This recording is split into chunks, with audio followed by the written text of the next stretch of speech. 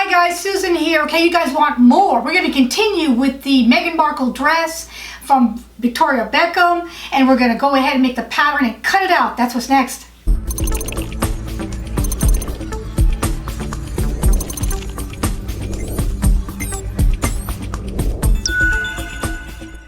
Okay, just to recap, there was a dress that Meghan Markle wore that kind of went viral. It was the turquoise Victorian Beckham t-shirt dress, so to speak, and it was completely out of stock, and I decided to show you how to make that pattern to learn how to be a fashion designer and start thinking at an engineering process. I've asked you guys if you wanted me to continue with it, and you do, so we're going to continue with it. In the last episode, I made the basic pattern in paper. Since then, I have converted, the initial blocked paper and moved it to an actual pattern, adding seam allowance where it was necessary, making some tweaking and changes. I cut it out of muslin, and I have it here in muslin, and I wanted it to fit my mannequin because I wanted to fit me. And I'm making some tweaking and some changes. Overall, it's great. I'm going to do little things like lowering here a little bit, making it a little bit snugger here with the peg because I want it to be more extreme like it's supposed to be. And I'm going to probably have to make some little adjustments here to adjust for the back and the girth as well. So it came out really, really cool. So here it is. There is no set-in sleeve. It's a kimono type sleeve. It has this kind of a panel gusset sort of thing. And so then this is sort of biased. It has this curved dart that's over here on the hip and butt. And it's fitted all the way along the back. Just to go back up a little bit, I had some comments and people were judging how it didn't fit Meghan Markle. First of all, I want to explain that their sizing on the chart of the Victorian Beckham dress that's on the website is extremely severe, guys. I mean, insane waistlines, like they want 31 and 32 and then a 23-inch waist. I didn't have a 22, 23-inch waist. As far back as when I was, getting married at 21 years old, and I was under 100 pounds. So so those severe actual measurements that make up their block patterns might be the reason why it doesn't fit kind of the normal woman as far as the waist goes. Also, people were also talking about pulls here on the armhole and the sleeve. That is the nature of this sleeve, guys. You're going to have a fold. That's how that works.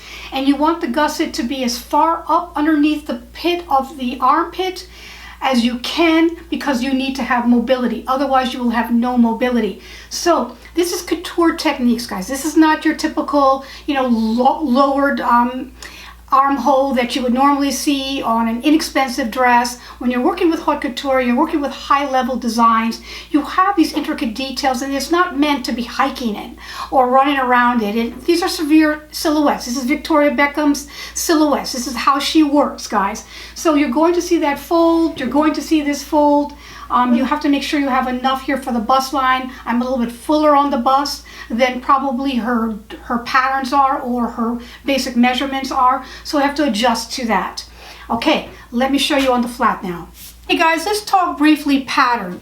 In the first episode, I used my 2010 design dress and used the basic pieces of this dress in order to make this design because it was the closest to a block that I wanted to use for myself. And that's when I made these block pieces, some of which did not have seam allowance, and put that on the dress forms for you guys to see. Since then, I have taken these block pieces and made an actual pattern, meaning I've added seam allowance where is necessary, I've added fullness where was necessary, and so now these pieces have been converted to a full pattern over here.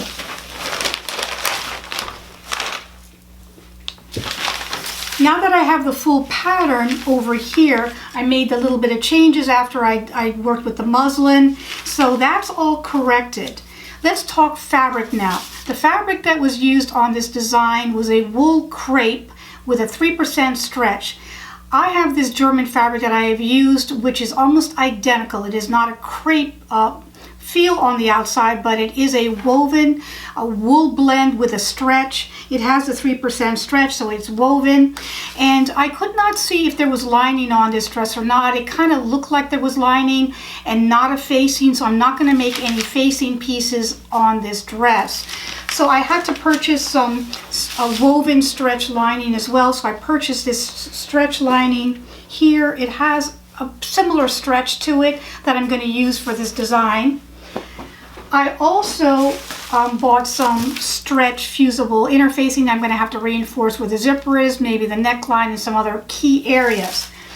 Let's talk zipper, guys. So the zipper that they used was a double pull zipper. It was about 36 inches because it goes all the way down to the back, and maybe about a 4-inch panel that is not zipped, and it has the double pull.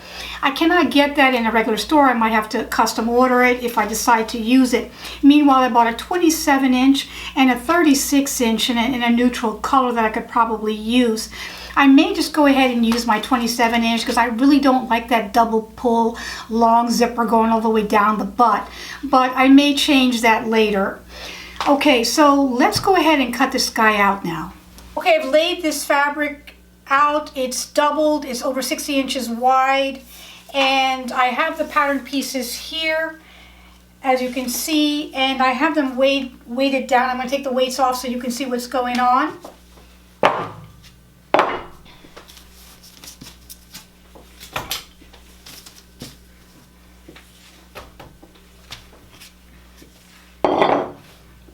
Okay, so you have to make sure that your grain lines are good. You can see I have two different grains because I was going to use a different fabric as well that has to stretch in the opposite direction.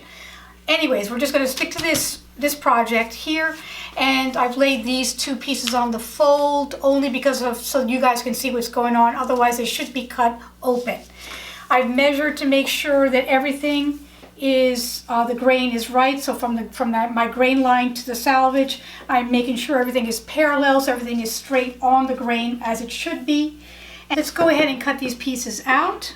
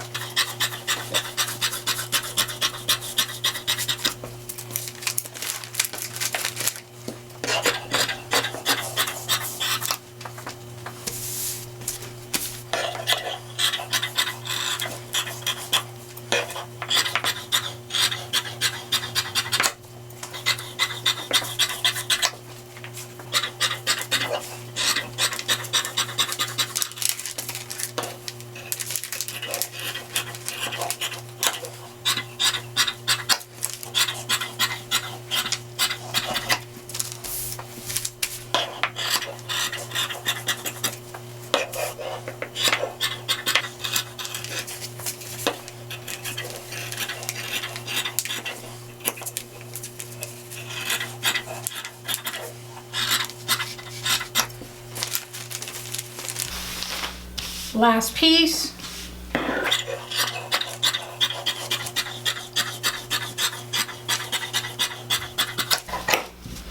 Okay, don't forget notches. I'm going to put a little notch here in the centers.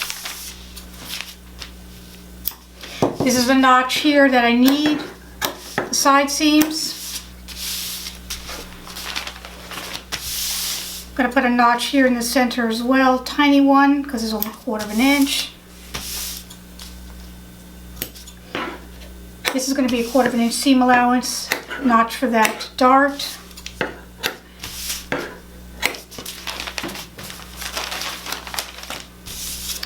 This is going to be 1 inch seam allowance in the back just to give me room in case. Putting some basic notches here as well.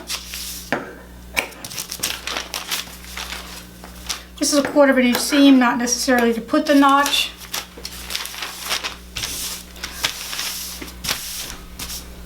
this is that curved dart. I'm going to put the little notches there as well. This is a double notch here, indicating that's a back. This is the hemline notch. Let me go ahead and trace this now, this dart. Because it's a curved dart, it has to be traced. I'm going to go ahead and put some tracing paper.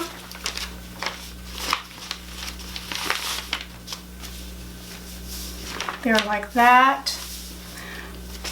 And if you have to weigh it down or whatever you need to do, the line is over here. So I'm going to go ahead and see if the tracing will come out. I might have to use a different color, but I'm going to trace that curved dart for you. Like that. It did show up. All right, let's get the lining cut. Here I am with the lining, the same thing. I'm laying out everything with the grain line, having everything parallel to the selvage, making sure that it's nice and straight on the grain like it should be, and pinned down. Let's go ahead and cut the lining out. I'll finish cutting the lining and I'll be right back. Okay, so the lining is cut out. Gotta make sure you put all the notches in like that. I'm going to have to also put that dart point in. Need the dart point, so I'm going to go ahead and put a pin through there like that. Take out most of these pins.